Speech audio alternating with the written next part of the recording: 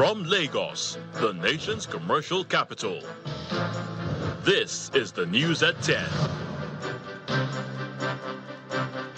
Live from Channels Television. Reporting tonight, Anne Waodo.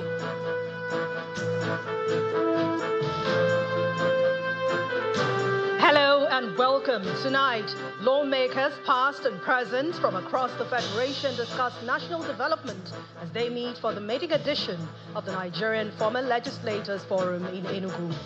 Zamfara Assembly crisis deepens as parallel group elects speaker, dissolves all principal officers and standing committees amid legal battle.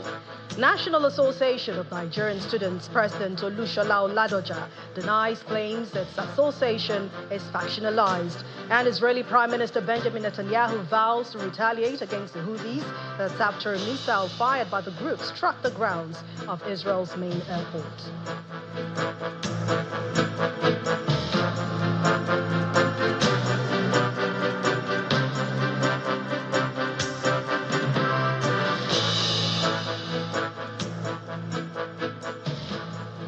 Tonight, we begin with a plea from the former Speaker of the House of Representatives, Honorable Yakubu Dogara, to former and serving lawmakers to remain dedicated to their role in nation building.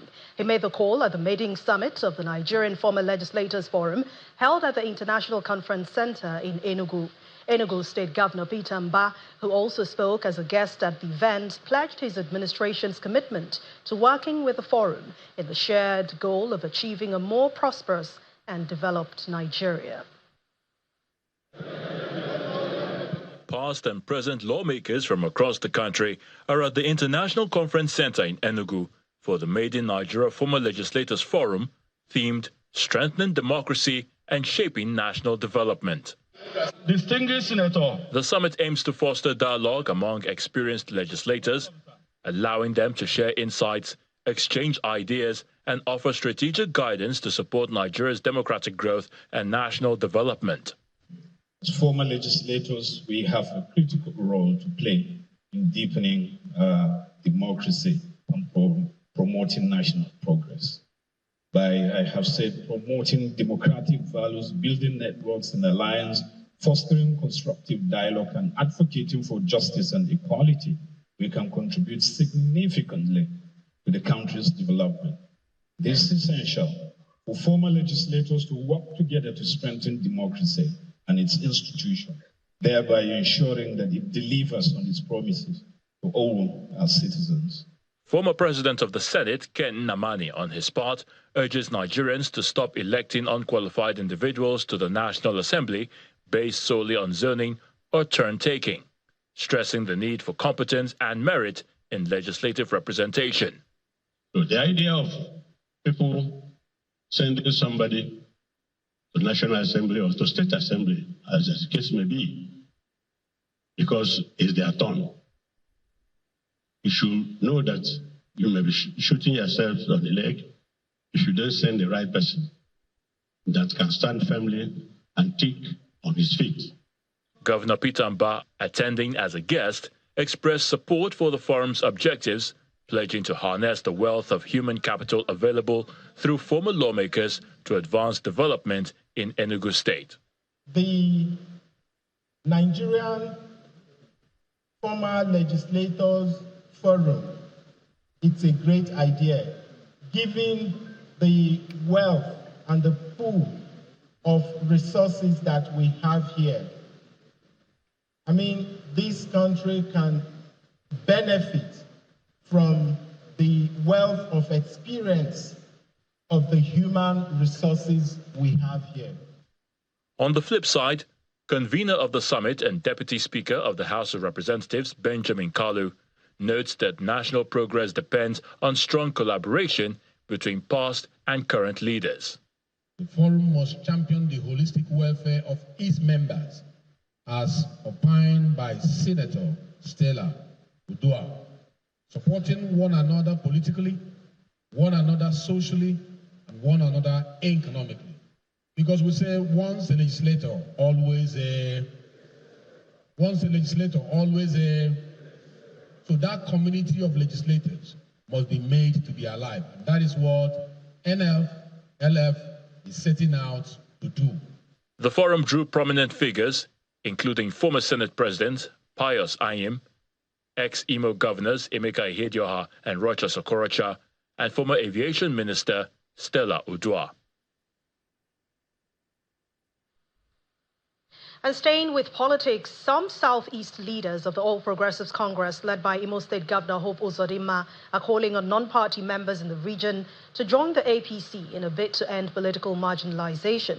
Governor Uzodimma made the appeal following a closed-door stakeholders meeting held at the party's zonal office in Enugu.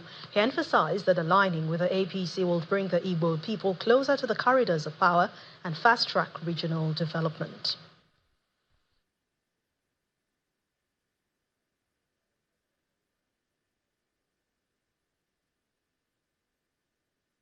As a party, we took a resolution to come all out now to unite our party in the zone, strengthen our party in the zone, make APC the dominant party in Southeast, encourage our brothers and sisters, even those in political offices that are not members of APC, to see reason for the interests of Ndibo and Southeast as a zone, to join APC, that is the ruling political party. You must have seen how in other geopolitical zones, where even sitting governors are now joining APC. Because really, the exact meaning of power is proximity to the source of authority. It is by joining the All Progressive Congress that is in charge of federal government of Nigeria and over 22 subnational governments that Southeast will be very, very close to the corridor of power. Meanwhile, ahead of the 2027 general election, the Nasarawa State Governor Abdullahi Sule is advising opposition political party leaders in the country to desist from wooing the immediate past President Muhammadu Buhari and the defunct Congress for Progressive Change members to join any coalition. The governor, who gave this advice in Lafia, the state capital, emphasized that former President Buhari, one of the founding fathers of the APC, and other members of the defunct CPC will not join the planned coalition against President Bola Tinubu because of the numerous achievements he had recorded since his emergence of office in 2023. He adds that the former Attorney General of the Federation, Abubakar Malami, who was present at the occasion as the chairman, is also not leaving the All Progressives Congress. The president as Wajibola admit to you for what he's doing. That's why some people are trying to take away some of our people, some of the good people. When they check and see a good person is there, they want to take him away. When they see this one, they want to take you away. You are not taking Malame away. He's going to be with us. He's not going anywhere. So he's going to be with us, and we'll continue to see them together. There is nothing like taking CPC away. There is only one person in this world that when you come CPC, he is the figure of CPC, and that is our father, Muhammadu Buhari. Nobody speaks up for CPC more than this man. The day he says CPC is with you, CPC is with you. The day he says CPC is not with you, it's not with you. Because he is the CPC himself. He keeps carrying his 12 million voters along with him everywhere he goes. So he is also not going anywhere. That's why we went to see him in Kaduna, and we say, Baba, you are not going anywhere. And Malamisa, you are not going anywhere. We are going to be in this house together so that we'll continue to build our house. We head to Zamfara State now, where the crisis rocking the State Assembly is yet to abate. The Speaker of the State House of Assembly, Biliaminu Moriki, says the emergence of a parallel assembly by some lawmakers will not deter the legislature under his leadership from discharging its constitutional responsibilities to the people. Addressing journalists after the weekend of the Assembly complex in Gusau, the embattled Speaker described the move as a deliberate attempt to distract both the legislative and executive arms of government from delivering development to the people of Zamfara. The crisis rocking the Zamfara State House of Assembly follows internal disputes among lawmakers, which led to the suspension of some members over a year ago for alleged violations of House rules and legislative misconduct. The affected members have since challenged their suspension in court. Just as I Despite the legal proceedings, the suspended lawmakers held a meeting on Thursday in Gusau, away from the assembly complex, during which they announced the dissolution of all principal offices and standing committees, as well as appointed 2 sensitive committees. The House of Assembly is hereby dissolved all principal officers and are referred to the ad hoc committee of ethics and privilege for investigation of alleged financial misconduct. All the special and standing committees are hereby dissolved. But their action has been described as illegal. Addressing newsmen in his office, the Speaker of the Zamfara State House of Assembly voided their proceedings. While one member has since tendered a written apology and expressed regret, others have persisted in the fines going as far as to hold an illegal gathering style as a parallel assembly. As a law-abiding institution, we shall await the court's ruling before taking further action. We remain undertaken in our constitutional responsibilities and firm in our dedication to serving the people we represent. Moriki highlights the achievements of the current assembly under him. Lawmaking remains the cornerstone of any legislative institution. I am pleased to inform you that the 7th Assembly has deliberated often and passed over 43 bills. As the crisis continues, all eyes remain on the court's verdict, which may determine the future direction of the legislative arm in Zamfara State. Well, if you thought political intrigues were synonymous with elected officials, you might just be wrong, as student bodies are not immune from political alignments. Amidst the crisis rocking the National Association of Nigerian Students, the national president of the association, Comrade Olushola Oladoja, is asking students to protect the association from those he describes as mischief makers who are bent on creating misunderstanding and misrepresentation of the association. Addressing a news conference in Abuja, Comrade Oladoja claims the association is not factionalized as he remains the duly elected president of the students' body. Claims of factions, contested legitimacy, and imagined disunity within the National Association of Nigerian Students is the focus of this maiden media parley by the Comrade Olushola Oladoja-led leadership of the association.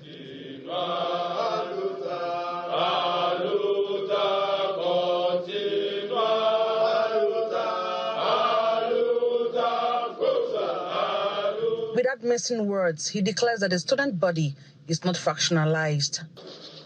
Let me address the rambling that have found their way into the media space.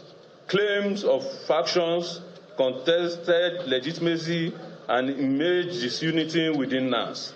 I state here without hesitation, NANS is one, indivisible and rooted in legitimate democratic processes. He speaks further on the leadership process in the National Association of Nigerian Students. Those who seek circumvent that will of the student by self-disclaimed leadership position outside this due process are not only acting in error, but also eroding the sacred truth of the student that claim to represent. This is no shortcut to legitimacy. At a separate news conference, the Forum of Coordinators of the National Association of Nigerian Students declared their position on the authentic president of the association. It is worthy of note that over 14 aspirants contested for the office of the president, and the so-called Atiku Abubakar Issa was never part of them. He neither obtained a nomination form nor attended the screening exercise.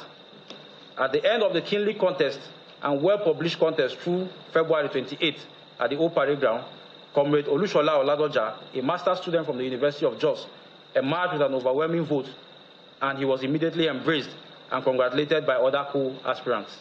Well, the forums claimed that Mr. Atiku Abubakar Issa never participated in any election monitored by the coordinators, the crisis rocking the association appear unending. In part two, after the break, Hallmarks of Labour Foundation awards role models to inspire and motivate Nigerians. Please join us again.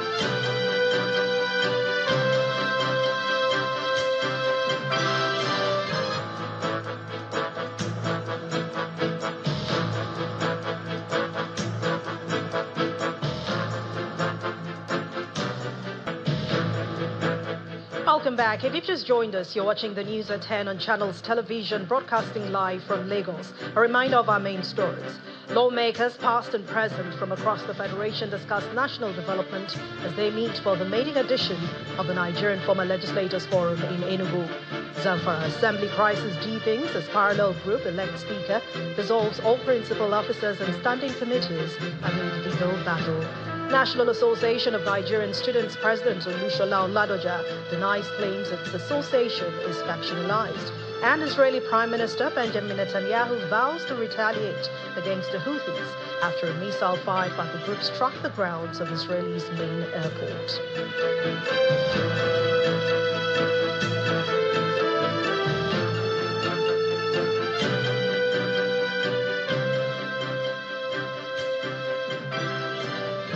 To celebrating excellence and integrity, the Hallmarks of Labour Foundation has shown a spotlight on 10 exceptional Nigerians, recognizing their profound impact on national development and exemplary leadership.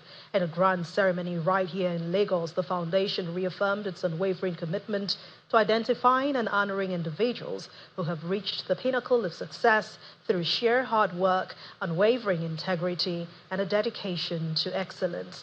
The main aim is to present these distinguished figures as powerful role models, particularly for Nigerian youth, inspiring them to reject the allure of fraud, dishonesty, and greed in their pursuit of achievement.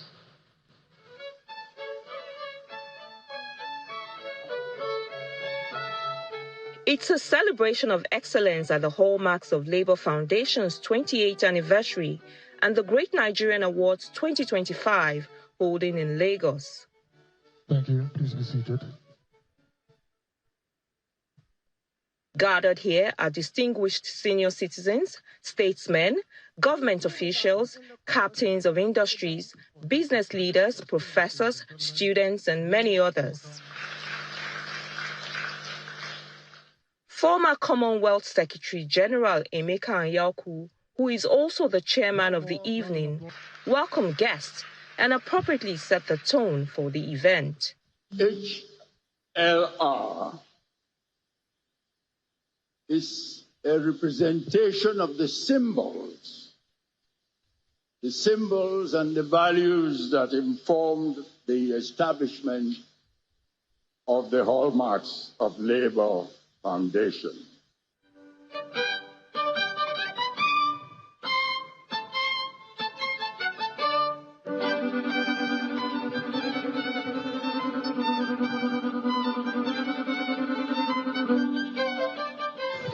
Carlo Musto Onoha is Professor of Petroleum Geology. One after the other, the recipients for the 2025 Role Model Awards are called to receive their awards.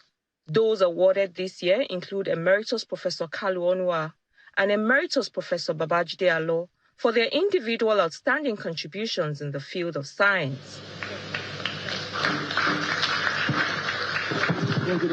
Others are Emeritus Professor Olufunmilayo Adebambo for outstanding contributions to research, innovation, and value chain development towards food security. Professor Abdullahi Ribadu, who received an Achievement Award for advocacy within the university, as well as Professor Adele Jinodu for outstanding contributions to the development of education. Thank you, sir. It's an honor for me to read the citation for Her Excellency Ambassador Amina Jane Mohammed. The United Nations Deputy Secretary General Amina Mohammed received the Emeka Anyaoku Lifetime Award for being Nigeria's outstanding international icon, while Professor Olufemi Adelowo received the award for outstanding contributions in the field of medicine. The HLF Lifetime Achievement Award for Exemplary Philanthropy. Lieutenant General T.Y. Danjuma was named the recipient of the Achievement Award for Exemplary Philanthropy, and on behalf of the other awardees, he commended the organizers. I want to thank the Foundation for the great honor done to me and my colleagues, the other awardees, in whose behalf now I'm talking. We are very, very grateful for the recognition given to us by the honor made to us today. Awards were also given to young achievers in schools who performed exceptionally well in the West African Senior School Certificate examinations. It is now less than 24 months to the 2027 elections, and like a chess game, the pieces are moving. Politicians are being captured, but political defections is not new in Nigeria's evolving political landscape. The unanswered question is, what are the motives, the calculations, and will this all lead to a better Nigeria? Babajide Ogunsanwo, founder of Leadership by Data and Channels Television's data analyst, is here to share more intelligence about the current political map and, of course, the fast-changing permutations. Thank you very much, Babajide, for joining us on the news at 10. Good evening, Anna. Good evening. And what is the situation of political parties when you talk about within the states and the zone? But let's talk about the wave of defection and planned defection. What does this mean? On the wave of defections, there are three things this means. And the first is, people talk about defections, but this really is similar to what happens in the private sector. It's really mergers and acquisitions. Yes, the politician likes to call it defections, but really what we're seeing is the APC acquiring assets from the PDP. So it's really more of an M&A. The second thing, and is for the APC is a different party from how it started in 2013. In 2013, yes, we remember it started with 11 governors. Majority of those governors were from southern Nigeria. However, the APC today is more of a northern party, and I'll explain that later. Similar to that, same time when the APC was being formed, the PDP then had 24 governors. Majority of those governors were northern governors. So then the PDP was a northern party, largely. All that has changed. The PDP now is more of a southern party. Now, let's take a look at exactly what I mean by what has changed since 2013. And if we focus on the numbers, and it will also allow you to see perhaps where is all of this leading to in less than 24 months. Again, we remember 2013, 11 governors from the APC, that's on the first row. 7 of those governors were from southern Nigeria. All the governors from southwest, excluding Ondo State. We remember that Edo State and then Imo State. So that was the situation as at 2013 for the APC. However, look at what we have today. 22 state governors in the APC. However, only 9 of them are from southern Nigeria. So in simple terms, as of May 2013, 63% of APC's governors were from southern Nigeria. Now only 41% of their governors from southern Nigeria. So the party pretty much is more of a northern party now. Look at what happened same time. In 2013, the PDP then had 24 governors. 15 of them, as at 2013, were northern governors. Now the PDP has only 11 governors, and only 5 of these 11 are from northern Nigeria. Again, look at those numbers. What happened at this time, 2013, 2015, 2019, 2023, 2025. And if you just focus on those numbers and visualize 2027, it will allow you to clearly see perhaps what we're really going to be going into in less than 24 months. And that brings me to the third and perhaps the most final point. And that is looking at what is in front of us, looking at this fact, it makes me think, and really the evidence is, this is more perhaps, and all the mergers and acquisitions we are seeing, perhaps is really more about 2031 than it is of 2027. And in the days ahead, I'll explain a lot about the difference between what is about to happen in the next 24 months and what might happen in 2031. So talking about the future now, how close or far away is Nigeria from becoming a one-party state? What is the current situation, and what is the future really looking like for the country's political space? You know, speaking about one-party states and monopoly, about 5 centuries ago, a philosopher then, Thomas More, talked about the word monopoly. And what we have today, there's sufficient evidence to show that we are not yet in a monopoly, and there's some evidence to show that, yes, you can actually say this is a monopoly. The evidence to show that this isn't a monopoly is because right now, yes, the APC has 22 states, which shows that they have pretty much, is not exclusive control, 61% of the governorship size, 61% market shares, we'll probably say. So that shows there's no monopoly. However, there's a perspective of monopoly, and if we take a look at it from the regional perspective, it now allows you to understand why a lot of people are worried. So let's take a look at the chart of the week, because that allows you to also understand the challenges that we face as a nation and with our democracy. Look at the spread of parties. In the Northwest, the APC has 5 state governors. No other party has more state governors than the APC. In the Northeast, the APC has 3 state governors. No other state has more governors than the APC in the Northeast. In the North Central, the APC has 5 state governors. No other party has as many state governors as the APC. In the South-South, 3 state governors. No other party in the South-South has more state governors than the APC. Same thing in the Southeast. The APC dominates the Southeast, and the South-South, the APC dominates. So looking at it from the regional perspective, across Nigeria's 6 geopolitical zones, no other party beats the APC when it comes to their numerical strength of state governors. And so looking at that, clearly the APC has control in those regions, and from that perspective, you might have some concerns, especially there might be some logic and some understanding when people feel that we are close to or we're already in a monopoly. However, if we look at it from the general perspective, which is the non-regional perspective, then you clearly see that the APC has a majority, 61%, but it depends on how you just really want to look at it, Anne. Well, they say in politics, anything can happen. In just one day, 1 second, things can change. But when you look at states and region, what could swing things for political parties in Nigeria going forward? So you're right, 24 months is still a long time. 1 day for politics is still a lot of time. So a lot of this analysis, though correct today, in politics, it could change. However, what might not change is the dominance of the Northwest. What is also interesting is there are some states that are guaranteed, Anne, to have new state governors. And those are the regions I have my eyes on. And if you take a look at some of those regions that will be interesting as these elections get closer, 3 regions come out as interesting. The Northeast, remember the Northeast has 6 governors. However, 5 of those governors are going because they're on the 2nd term. So the Northeast will be an interesting region as we get closer to the elections. The North Central, definitely 2 governors are going, Kwara, Nasarawa. And in the Southwest as well, majority of the governors in the Southwest are going home as we get into the 2027 election. So these 10 states are states that I'm keenly following, keenly looking at how the politics plays. But in the final analysis, Anne, there's really only one guaranteed way for the APC or for the opposition party to win. And Anne, perhaps next week, I'll show you and take you on that journey. All right, we can't wait for that journey. I mean, May is just beginning and there's a lot unfolding already.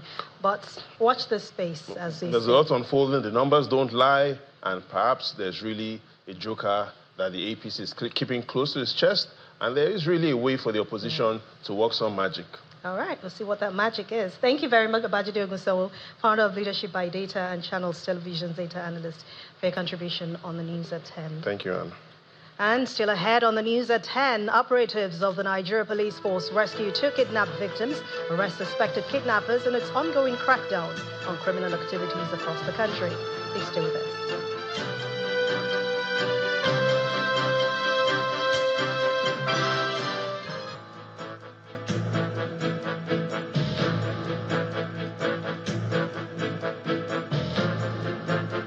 Welcome back to Security Matters now. The police has reported significant victories in its ongoing battle against violent crime across Nigeria. A statement issued by the Force Public Relations Officer, Mr. Olumuyiwa Adejobi, says that while responding to a kidnapping in Delta State, police rescued 2 victims from Oviama Forest, arresting 9 suspects and seizing a significant cache of firearms. In Benue State, police intelligence led to a fierce gun battle with suspected bandits in the Sankera region. 3 bandits were fatally wounded, and authorities recovered locally fabricated firearms and ammunition, disrupting a planned attack on security operatives. The Inspector General of Police, Kayode Egbetokun, has lauded the bravery and effectiveness of officers involved in these operations. Still on security, the Tol Huba of Hubaf Chiefdom of Adamawa State, Alheri Yako, has attributed the recent renewed attacks by Boko Haram in the state to lack of operational Air Force base in the state. The traditional ruler made the appeal during an interview with journalists in his palace in Hong, Adamawa State. According to him, the federal government should deploy more troops in Hong and neighboring communities because farmlands bordering the Sambisa forest have now become easy targets for the insurgents. Only recently, some communities in Dugwaba district in Hong local government area of Adamawa State, which shares borders with Sambisa Forest, came under attack by insurgents, resulting in the killing of 10 local hunters. These attacks have been of great concern to the communities as farmers no longer access their farms. The attacks prompted the traditional ruler of Hong to call for the equipping of local hunters and the establishment of an Air Force operational base in the state. Intensive federal government support in order to combat these insurgents. As a matter of fact, during the recent attack, I made efforts to see whether the Air Force that we used to have in Adamawa State Station in Yola could even come and support, but only to hear that they no longer operate in Adamawa State, they only operate from the Borno axis, which has therefore made it difficult to really even give our hunters real support. The royal father, however, commends the governor of Adamawa State, Umaru Fintiri, for his proactive measures in securing the state. Even as the government is saying that communities must then take more responsibilities in the defense of their communities, they must then support with weaponry, because the weapons that we need to defend cannot be just obtained anyhow. So we really want government support. If our hunters can have access to reasonable level of good ammunition, they can be able to stand their ground and return the fight to those insurgents. Victims share their experiences. Our village at Kopre, we want to go and farm. This is a rainy season time, but none of us that can be able to go there now presently because of the insurgency of Boko Haram. Boko Haram came to our community at about 4 p.m. and attacked us on motorbikes. We also engaged them in battle, but withdrew because we had inferior weapons. Security analysts are of the opinion that if the local hunters are given the required training and equipment, these attacks will reduce to the barest minimum, leading to increased farming activities that will boost food production in the area. The governor of Kaduna State, Ubasani, has declared that his state will soon become one of the most peaceful states in Nigeria due to the non-kinetic interventions adopted by his administration to tackle insecurity, as well as the strong collaboration between the government, traditional rulers and security agencies in security management and peace building. The governor, who made the declaration during the distribution of brand new vehicles facilitated by the Speaker of the House of Representatives to 23 traditional rulers in the state, says that there has been a lot of ethno-religious conflict in Kaduna since he assumed office due to his administration's inclusive governance policy. On his part, the Speaker of the House of Representatives, Tajuddin Abbas, disclosed that the 10th National Assembly is working tirelessly through the ongoing constitutional review to provide roles for traditional rulers to enable them contribute effectively to national development. It's a moment of joy for traditional rulers in Kaduna State as Governor Obasani distributes 23 sports utility vehicles facilitated by the Speaker of the House of Representatives Tajuddin Abbas. Executive Governor of Kaduna State, Senator Umar Sani. The speaker, who is on ground for the distribution, also uses the occasion to speak on the lingering discussion on enhancing laws that will enable traditional rulers contribute to the country's development. I want to assure you that the National Assembly will do everything humanly possible in ensuring that a big role is carved out for our traditional rulers come 2026 when the referendum will be put to vote. The invaluable roles traditional rulers play in community development and nation building is extolled by Governor Sani, who attributes the enduring peace and harmony that exists in Kaduna State to stakeholders' collaboration. The key to us to succeeding is intelligence sharing and gathering. You are the one gathering the intelligence. If you don't gather it, we cannot share it. So thank you for gathering the intelligence. Thank you for sharing it with our relevant security agencies. Thank you for talking to our youths to be of good behavior. And that is the reason why we have not experienced one single communal or religious crisis in Kaduna State since we came in. When you are motivated, you are prone to put in your best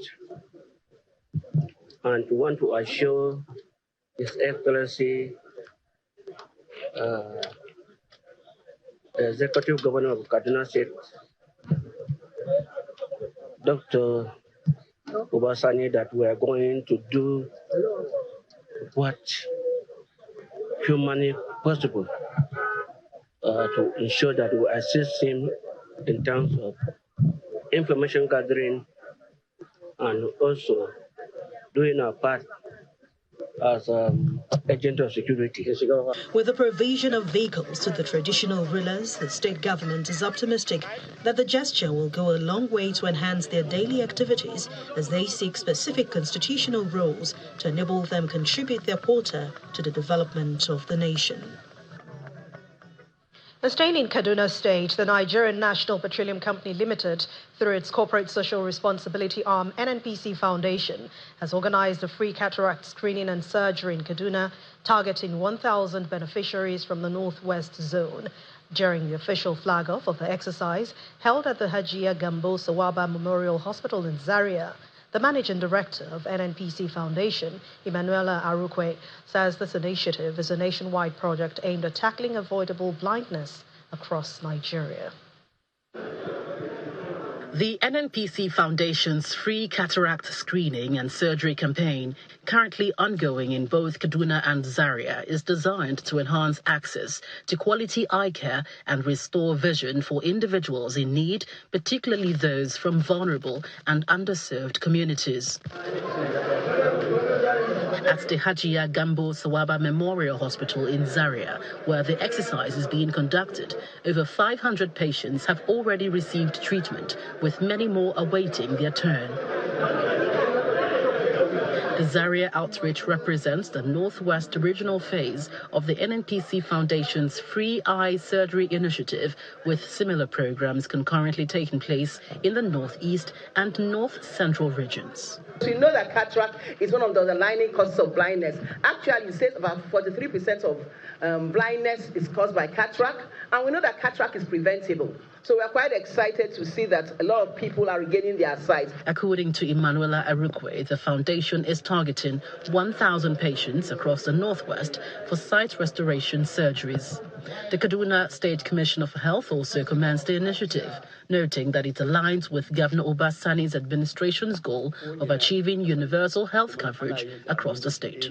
This humanitarian initiative is not only restoring sight, but also restoring hope, dignity, and productivity to individuals who may have otherwise lived with avoidable blindness due to cataract.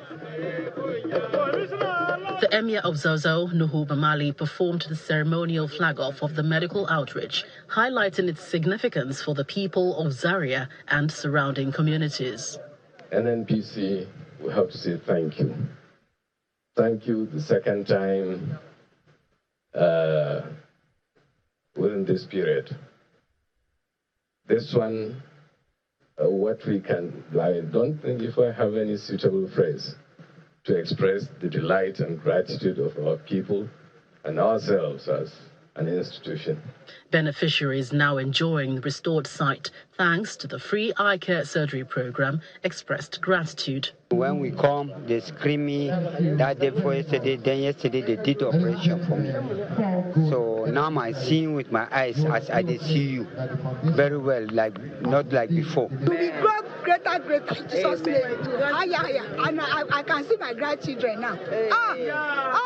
NNPC, no go round that line. Through this initiative, the NNPC Foundation aims to restore vision for more than 1,000 individuals across Northwest Zone, transforming lives, enabling students continue their education, as all participants can fully experience life's everyday joys. The city of Lagos was filled with celebratory energy as Wema Bank rolled out the carpet in commemoration of its 80th anniversary themed Timeless Elegance. The event brought together a constellation of dignitaries from world of business, politics and society who all applauded the journey of the bank and the future filled with optimism.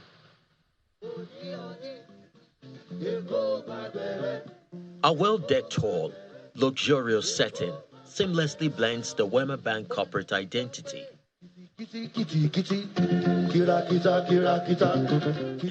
It's an atmosphere befitting of a colossus in the banking industry, celebrating 80 years of remarkable achievement in the sector. We see you, we celebrate you. The caliber of guests, including some past and present governors, business moguls, and other socialites, lends credence to the significance of the day. Thank you very much, Madam Chairman. The journey of the bank from its humble beginning in 1945 and its numerous impact are captured by the chairman in a welcome speech. What we stand on today is a bank that defied the odds in the thick of Nigeria's colonial era, growing from a single room in Yaba to over 150 physical branches across Nigeria.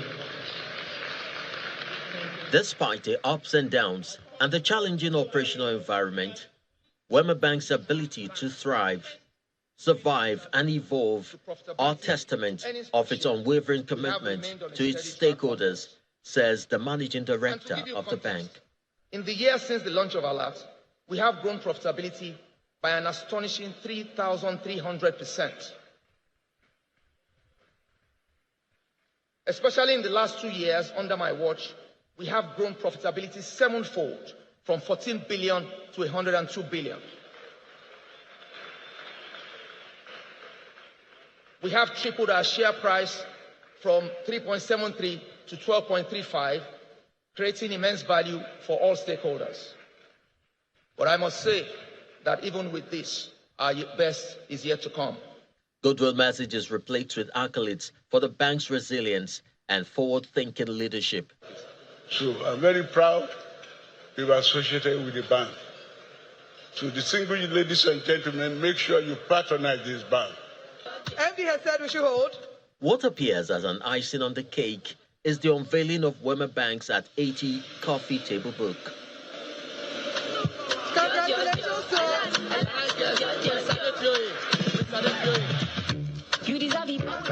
The 80th anniversary celebration of Wema Bank serves not only as a moment to honor the past, but also as a platform to embrace the future.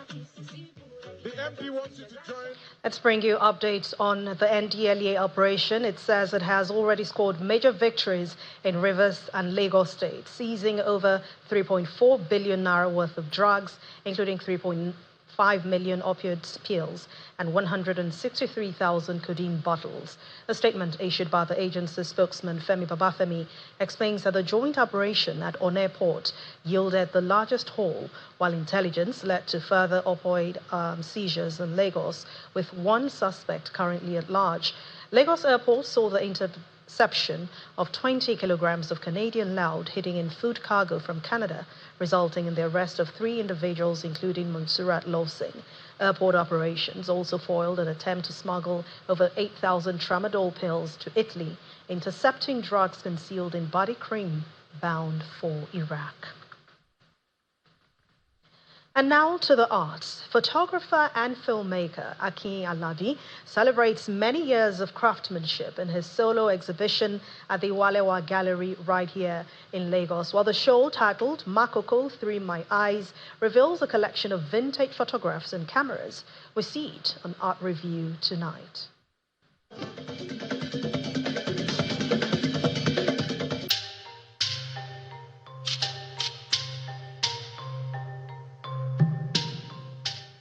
The legacies of 8 grandmasters of printmaking are being recorded and amplified for people to know their contributions to the art scene in the country. These are the pioneer printmakers in Nigeria, and because they are pioneer printmakers, so they had the forefront of how printmaking is done in Nigeria over time. I mean, if you look at the speeches that has been made, these things date back to as far back as 50, 60 years now. So these men are still with us, and which is a good thing. But few of them have gone. I mean, those that are alive, like the Bruce Onabakwaya, David Quayle, and like Professor Sakubi and Dr. Adeyemi. These people are grand masters in printmaking, and so since we have them in our midst, we need to celebrate them, and we need to let them tell us how it has all been for these 60 years of printmaking in Nigeria. They are Professor Uche Okeke, Solomon Wangboje, Bruce Onabakwaya, Salubi Onakufe, David Dale, Ademola Williams, Tayo Okoye, and Dr. Kunle Adeyemi. Although not all of them are alive to share this honor to many years of professionalism and craftsmanship. This is the first time this type of exhibition or this type of print, show is going to come up. And this is about the time to begin to preach the gospel of printmaking in Nigeria. Painting is popular, sculpture is popular, graphics is popular, or visual communication. Some of these areas are popular, but printmaking, is another area that we need to intensify effort as artists to let the younger ones know. You know what? It creates employment. 2, print has actually been known to mankind since 6 BC, in China, and then from print, we have the educational aspect of our lives broadened up. With print, we have the interior aspect of our life broadened up. There's hardly anything that you do without printmaking, particularly in art. As a matter of fact, in the universities or in academic institutions where art is offered, printmaking is at the center of all the areas of applied art, and even in the plastic art. So it is very important for us, as people who are knowledgeable in that art now, to begin to popularize that art. So little wonder I embrace, this aspect of show, heralding, print.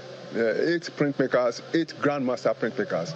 It's a privilege for me. It's an opportunity for me to be considered as a grandmaster in printmaking genre. These veteran artists have contributed largely to the growth of printmaking in Nigeria, and for the gallery, their stories need to be told so the world can know the role they have played in advancing this media.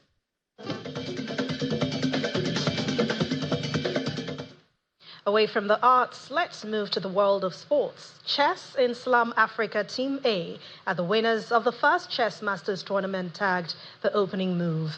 The event, launched by Key Academy in collaboration with Eco Hotels and Suites, saw 500 kids from 100 schools in action. Home Science Association Okwaba finished second, while Skylink Children's School emerged third. Chess. No longer just a leisurely pursuit at Key Academy, but a powerful tool shaping young minds. Here, the ancient game is strategically deployed to cultivate critical thinking, resilience, and sharp problem-solving skills in students. For us, chess is more than just a game. Children are learning skills, critical skills that they need to thrive in the world that they're growing up in. Skills like problem-solving, critical thinking, collaboration, creativity. All of these skills you're able to learn through games like chess. To ignite a passion for the game in even more young Nigerians, Key Academy and Eco Hotels have orchestrated a grand tournament transcending classroom walls to bring together 100 schools from across Lagos at the Eco Convention Center in Victoria Island. We had an amazing team reaching out to schools across Lagos, sharing this new idea with them. Of course, this is the first time a chess tournament of this nature for primary age children has come to Lagos. As we move along yearly, we will open up to Nigeria, and our hope is to open up to the continent and have all of them come here. We do this, we build the bright minds of the future right here at Eco Hotel in Lagos. Over 500 eager children are locked in intense battles, each move meticulously calculated under the watchful eyes of their parents and coaches, all anticipating the coveted prize. Then the atmosphere shifts as Tunde Onokoya, Guinness World Record holder for the longest chess marathon, enters the hall. This is a dream come true. We have 500 children all over the place. And one would think it would be absolute chaos, but this is so well organized and coordinated, and you can see the children are so deeply immersed in the game and in the moment, and we need more of this. And finally, the champions emerge, their strategic brilliance earning them well-deserved accolades. In first place is Chess in South Africa Team A. You have to dance forward. I want to see your victory now. And I play chess with 100 people, and now only the one that I take first. I like it, that is why. I feel good in collecting this trophy and this medal that they gave me. I'm so proud of my team and myself. For the organizers, the launch of the Chess Masters Initiative is just the beginning of a movement. In the words of Dr. Ngozi Okonjo-Iweala, investing in young people is the most strategic move a nation can make. Indeed, that's the importance of catching them young. Now, Nigeria's Flying Eagles settled for a goalless draw against Morocco in their second Group B match at the 2025 Under-20 Africa Cup of Nations in Cairo, Egypt. The eagerly anticipated encounter did not live up to expectations, with both sides delivering a cautious and uninspiring performance, which ended in a stalemate. Nigeria struggled to break down a resolute Moroccan team who had beaten Kenya in their first match. In the other Group B game, Tunisia defeated Kenya 3-1. Brentford kept their hopes of European qualifications alive, coming from behind to beat Manchester United in a 4-3 thriller at the Community Stadium. But elsewhere, Alexander Isak earned a draw from Newcastle with a late penalty against Brighton at Amex Stadium. In other matches, West Ham captain Bowen scored his 10th Premier League goal of the season as they shared the points with Tottenham. In the last game of the day, Chelsea beat champions Liverpool 3-1 at Stamford Bridge.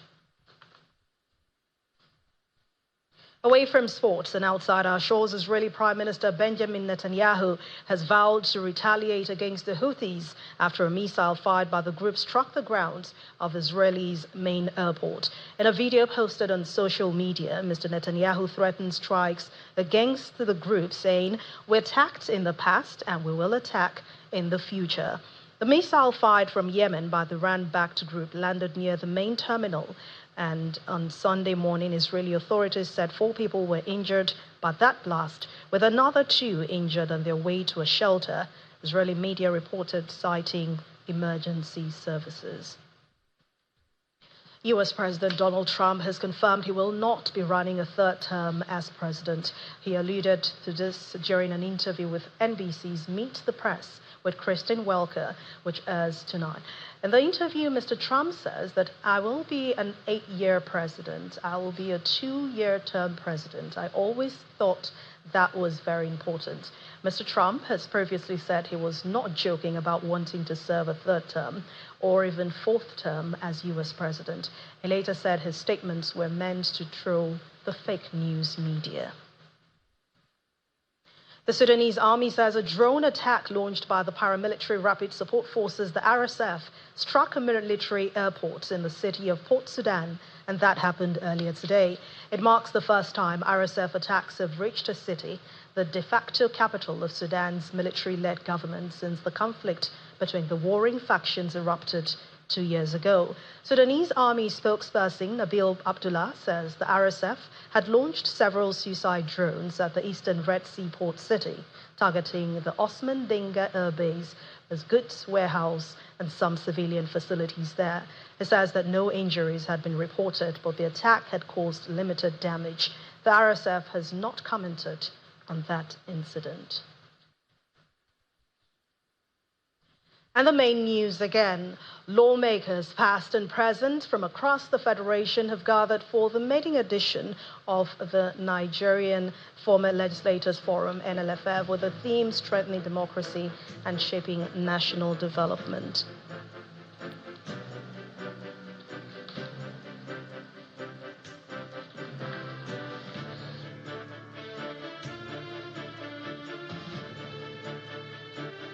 That's the news at 10 tonight. Thank you so much for watching. I'm Anne Mwawado. Good night and have a wonderful week.